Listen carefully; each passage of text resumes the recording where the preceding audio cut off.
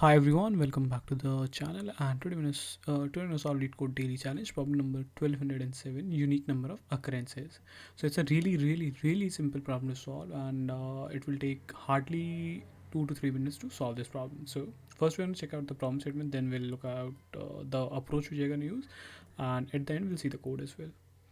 So starting with the problem statement, it is given that we'll get an array of integers, and we have to return true if number of occurrences of each value in the array is unique or false otherwise. For example, in this, number of times 1 occurred is 3, number of times 2 occurred is 2, and number of times 3 occurred is 1. That's why we are returning true. And in this example, the occurrence of 1 and 2 both are same, and that's why we are returning false over here.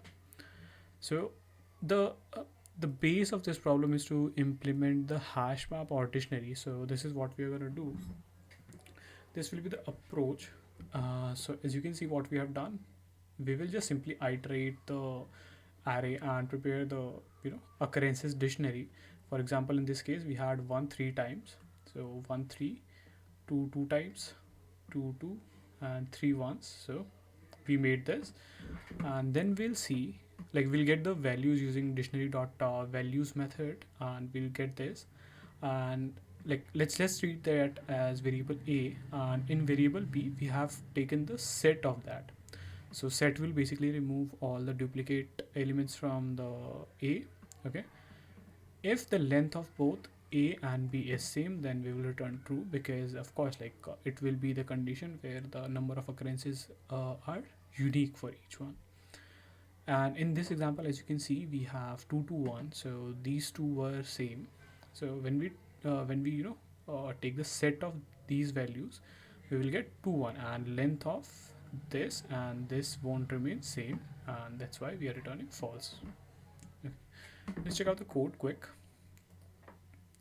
So there are two approaches to implement this solution. First one is using the counter method, which will basically give you the dictionary which we saw in the explanation, and you will just have to get the values and compare the logic. That's it.